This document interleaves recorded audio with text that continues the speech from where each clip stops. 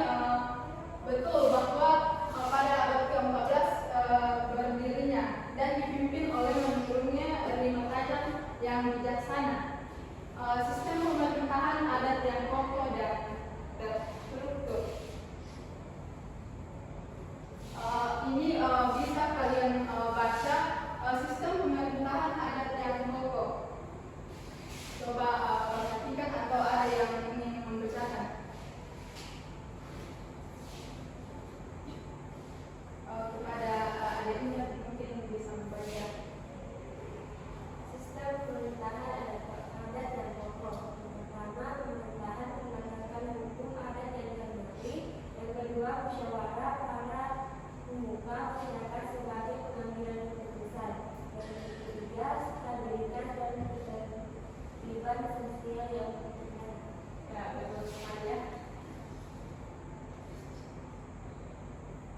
Nah, ini raja yang menggantikan raja yang menerima tajam, yaitu Arum Palaka. Nah, pada abad ke-17, Arum Palaka lahir dan memimpin Bone menuju puncak kejayaan. Kepemimpinan yang membawa Bone dikenal hingga mancanegara.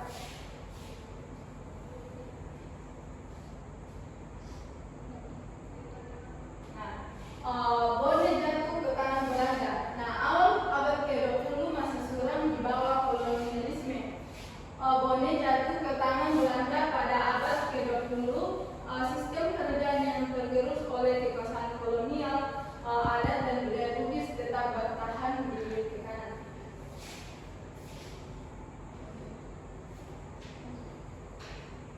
Nah, ini identitas dan budaya yang tetap hidup di Kabupaten Bone, yaitu warisan yang tak lekang oleh waktu, identitas dan budaya Bugis yang tetap hidup, bahasa, adat dan kearifan lokal terus dijaga, peninggalan kerajaan sebagai saksi sejarah. Nah, peninggalan kerajaan sebagai saksi sejarah yaitu ini Seoul. Ya. Nah, kesimpulan dari pembahasan kita saat ini yaitu sejarah bukan hanya tentang masa lalu, melainkan pijakan untuk menatap masa depan. Semangat keberanian, persatuan dan kearifan lokal akan selalu hidup di Bone. Baik, itu materi kita saat ini, yaitu mengenai sejarah Kabupaten Bone ya. Nah, hari ini saya ingin bertanya kepada kalian, yaitu ada 4 pertanyaan, dan siapa yang tahu